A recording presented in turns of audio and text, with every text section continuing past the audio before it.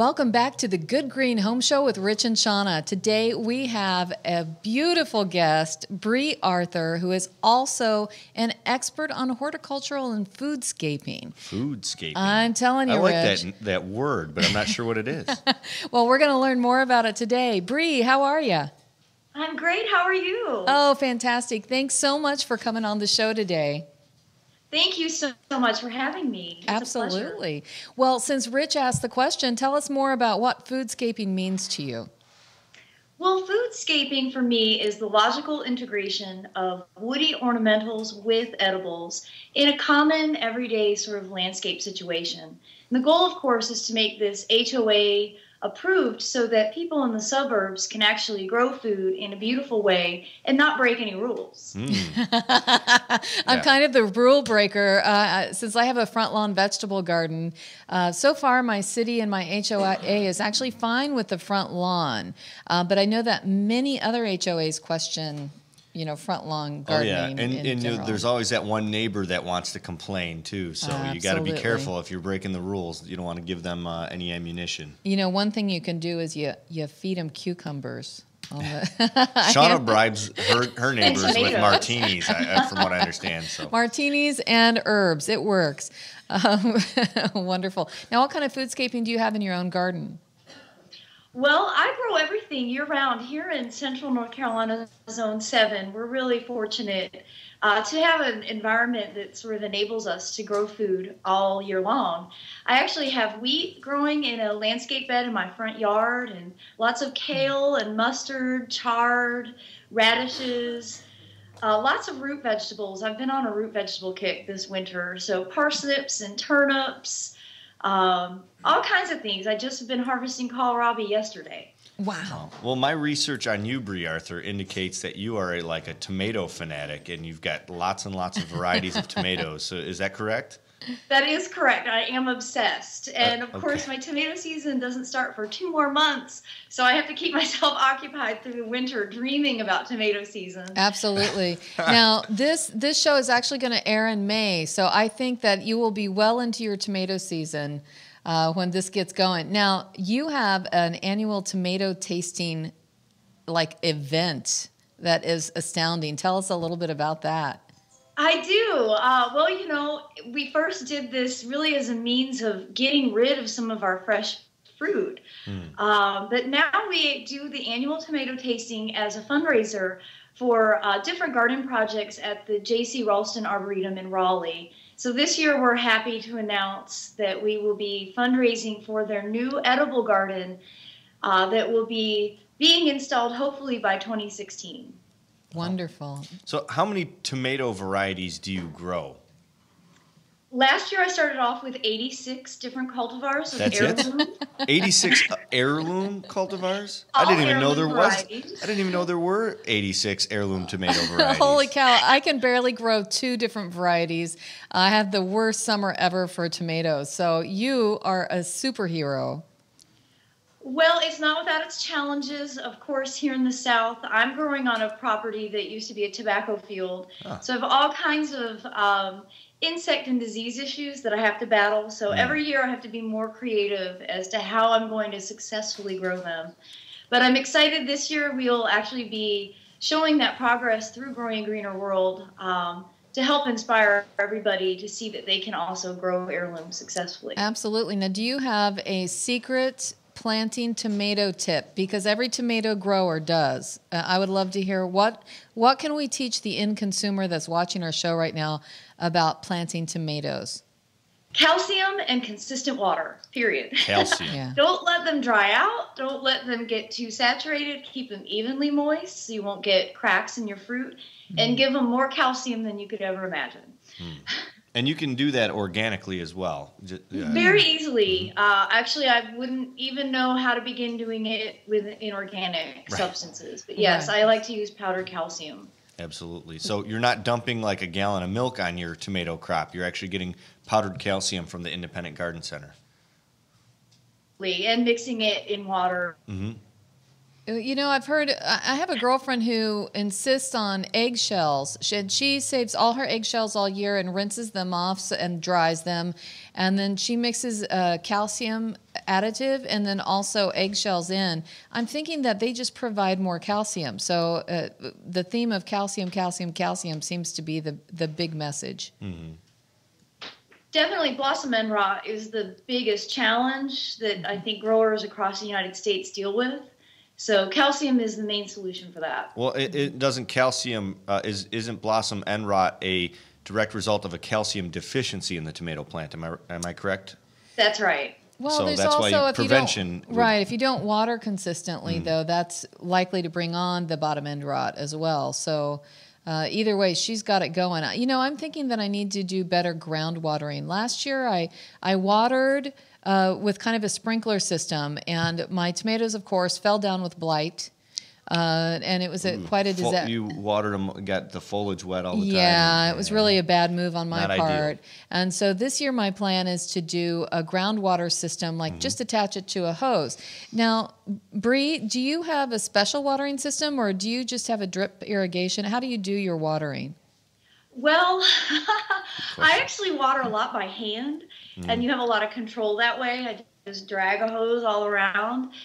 But, you know, a trick that my uncle always did was inverting a 2-liter bottle and filling that up once a day. And he did that for all of his tomatoes. And I saw something circulating on Facebook about using a 5-gallon bucket. So I'm definitely going to try that method this year. I think it'll be easier to funnel water directly. I've never heard of Facebook.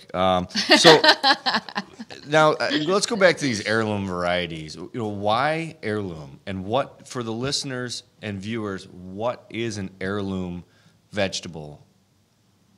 Well, I love all things heritage in horticulture. It's definitely kind of one of my main interests. I like to connect history to plants.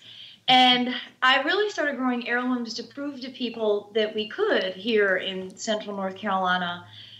This can be a difficult environment because of our heat and humidity. We have a really long growing season, which is both advantageous and disadvantageous. So I started growing heirlooms mostly to prove my neighbors wrong, and then became completely obsessed. But an heirloom. If you've ever been to the bakery catalog, you'll know there's a million cultivars to choose from. But for those who don't know what heirloom means when you're referring to a vegetable plant or any plant in general, for that matter. Well, they tend to be pre-1900 cultivars. I think with tomatoes, even plants, you know, from the 20s, 30s, and 40s are included. It's a pretty broad term. For me, it means heritage. It means something that's been lost in today's agricultural system. For one reason or another, heirloom tomatoes aren't going to have a lot of commercial appeal because they grow very tall. Most of them, sometimes they're kind of funky looking, you know? Yeah, absolutely. You know, they have ridges and, you know, there's lots of different qualities that you get from these backyard tomatoes that are maybe more from a farmer's stand rather than a grocery store. But they taste better, They taste delicious. What I found, too, is they don't have a long shelf life, typically. So what happens with that is when it becomes ripe, it is a matter of picking immediately, as soon as it becomes ripe. Have you found that to be true, Brie? Yes. Yeah. They definitely don't have a long shelf life, and that's why making them into sauces or juices is so imperative, because you really only have 3 or 4 days after harvest to eat them, you know, in the raw. But they're insanely good. I have a variety that I've grown before it's just called Polish. I have no idea where it came. It's an heirloom variety, but I hide the tomatoes in my kitchen so that no one else can have them. And so I can eat them all to myself. That's the best tomato I've ever had. You're just hiding tomatoes? Like where? I'm horrible. I don't understand. Like, they're good. How do you hide a tomato? What do you do? I stick them like at the back of the cabinet so no one in the family can find them. And then I eat my face off is what I do. They're so delicious. Sounds I'm crazy. so mean that I don't share them. So Brie makes sauces and juices, and you know, Shauna, on this show, Brie, I don't know if you knew this, but on almost every show, we make a mixed drink with herbs or something from the garden, and tomatoes Yes. I understand that you make a mean Bloody Mary from your heirloom tomatoes. She does. Tell us about the Bloody Mary, lady. Well, the Bloody Marys started off actually just we wanted to throw a garden party cocktail hour. And I thought, well, gosh, we should get people to drink these tomatoes. A lot of people don't actually eat raw tomatoes, which is shocking to me. Mm-hmm. So we started making Bloody Marys from the garden tomatoes. And then I realized by pre-juicing the tomatoes, it makes making sauce and soup way faster. So I started juicing all the tomatoes that come in. And then how do you do that for parties? How do you do that? Do you put it in a juicing machine or do you squish it? That's a good Well, question. you could use a juicer. I don't have a juicer. I kind of like to do things as simply as possible. I actually food process mine and then squeeze them between sieves. So to get the juice without the seeds. Exactly, and without the pulp. And then I use the pulp to make my sauces and soups that I later can. Man. That's genius. Mm-hmm. She's got. So, what are your ingredients for your Bloody Mary? It's the most delicious Bloody Mary. So, of course, it's freshly squeezed tomato juice. Shauna's writing this down, by the way. A teaspoon of horseradish, a teaspoon of Worcester sauce, a slow down. teaspoon of fresh hot sauce. Horseradish, Worcester. I can never pronounce that correctly, by the way. Worcestershire, sure. We should have, after we have our drink later, we should say that. Worcestershire. Worcestershire, yes. Okay, so it's actually shockingly easy to make. It's just white vinegar and molasses and water. So if you want to get really simple, you make your own Worcester sauce. There you go. We're going to make him do it. Sure. So we have the horseradish, the Worcestershire, the hot sauce, and what's next?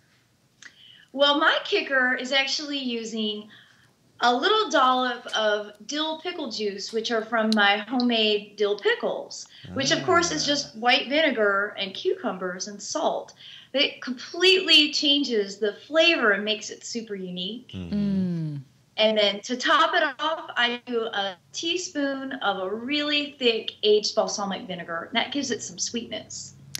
Oh, I didn't even think of that, and it sounds delicious. But then, how about a celery stick or something? Well, seasonally, of course, winter is when I have celery growing in the garden, and the celery doesn't do extremely well through the heat here in North Carolina. So in the summer, we generally pair it with a delicious pairing of cheese wedges and salamis. Ooh, like really on a tasty. stick. It's the perfect order on top, to complement that the sounds drink. great. Wonderful. You could do it with or without the vodka. I'm telling you. That's right. And then, of course, we generally make these virgin and then allow our guests to choose between vodka and gin. Oh, wonderful. Wonderful. That is a great, all of this is fresh from the garden ideas with the horseradish too. I think we're going to be trying this out. I think we're going to have to. One of the shows, we're going to have to make it live here on camera. Absolutely. And this show is actually focused on cocktail gardens and different ideas. So I so appreciate your great idea here with the tomatoes. Now, what kind of herbs do you grow in your garden? Well, I'm fortunate to be able to grow pretty much every herb you can imagine, seasonally or as a perennial. Of course, right now, thyme and rosemary. Sage does really well for us through the cool season, tends to melt in the summer, which is kind of contrary to zone 5. Mm-hmm. I pretty well grow every herb that you can try to find and kill it and grow it again from obsessive use. Mint, especially mint for mojitos. Though mint's quite invasive, I like to grow it in hanging baskets. Containers, It's very drought tolerant that way. Do you have a favorite mint for food, culinary purposes? Well, I actually like to mix several different cultivars together. You kind of get this well-rounded between a peppermint and a spearmint. You get a more well-rounded flavor. I like to do that, especially for mojitos, and it gives kind of a hot, spicy flavoring. I love that idea because I've tried every mint and every cocktail I've done. I mean, mints are my favorite, and spearmint and peppermint seem to be the two best. I love all the things that are like pineapple mint and chocolate mint, but the chocolate mint tastes absolutely horrible in cocktails. I can't figure out, you just can't use it for that.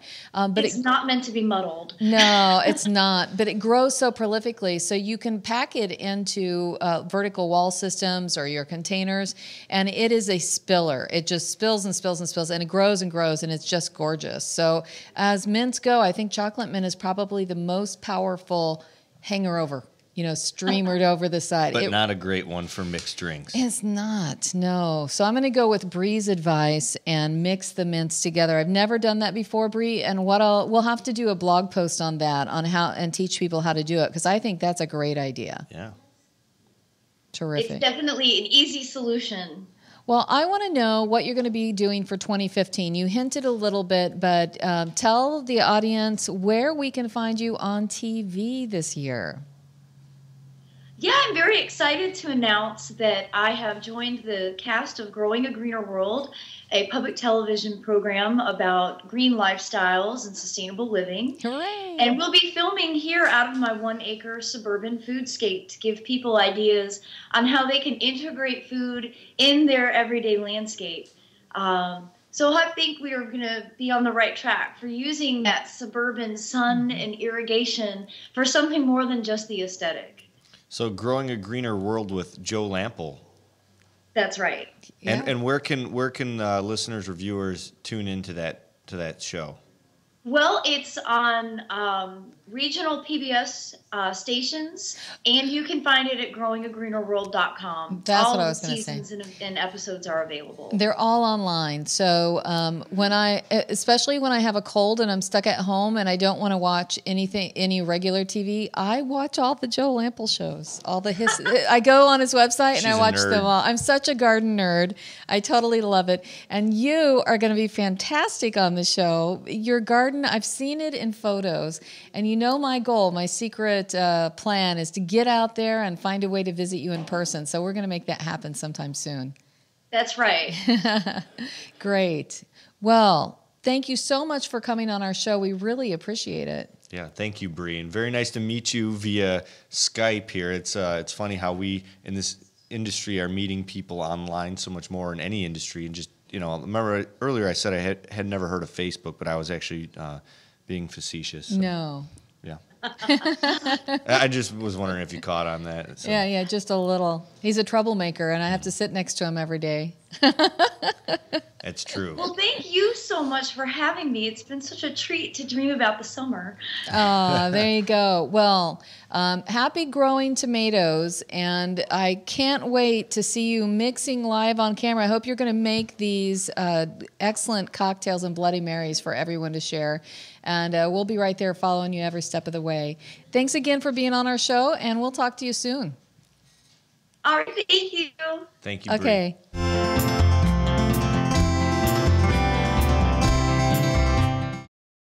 Have you ever had a great idea, something truly innovative that changed the way you live? Well, here's an idea you can put into practice that just might change the way you look at the world. If you want your lawn to be as green as it can be, why not use the best product you can find? It all starts with this, Black Beauty grass seed from Jonathan Green. Sure, there's a wealth of grass seeds to choose from, but Jonathan Green is a brand that rises above the rest. Genetically dark green in color, this seed has been used by sod growers for years nationwide. For generations, the experts at Jonathan Green have sought to combine their scientific research with the specific applications that suit your individual lawn care challenges. What you see is what you get, and what you see is a lawn you can be proud of. Quite honestly, a Black Beauty lawn will redefine what a green lawn is supposed to look like. I know, you're probably thinking, I just don't have the time to make my lawn look like that. That's the best part. By following a few simple steps, you can be on your way to a lush green lawn in no time. And you don't have to be a lawn expert. Jonathan Green has invested many resources to research and develop their products so they perform exactly how you need them to. Black Beauty turf grasses possess an invisible waxy coating, very similar to what you would find on an apple. which helps to preserve the moisture in the blades of grass and helps to ward off stress from heat, cold, wind, and disease. With roots that can grow 4 feet deep into the soil, Black Beauty grass is meant to last. And at the end of the day, it's about enjoying the fruits of your labor. Black Beauty grass seed from Jonathan Green can help you paint the pretty pictures you've dreamed about. Time-honored tradition, scientific innovation, superior products. Jonathan Green, 5 generations of naturally beautiful lawns and gardens. Do you want to stop garden insects before they become a problem? Bonide All Seasons Horticultural Spray is your answer and will stop your garden insects before they hatch. Early spraying smothers most insect eggs left behind by last year's plant-destroying insects. Bonide's All Season Horticultural Spray Oil will destroy insect eggs in early spring and, if used throughout the season, will control all stages of insects. Bonide All Season Spray Oil is recommended for use on shade trees, fruit trees, shrubs, roses, and ornamental plants. Bonide All Seasons Horticultural Spray Oil is easy to use and an all-natural product that can be used all season long. Bonide products are family-made in America. All Seasons Horticultural Spray Oil is available at your local hardware store, garden center, or farm feed store, or go to bonide.com for a retailer near you.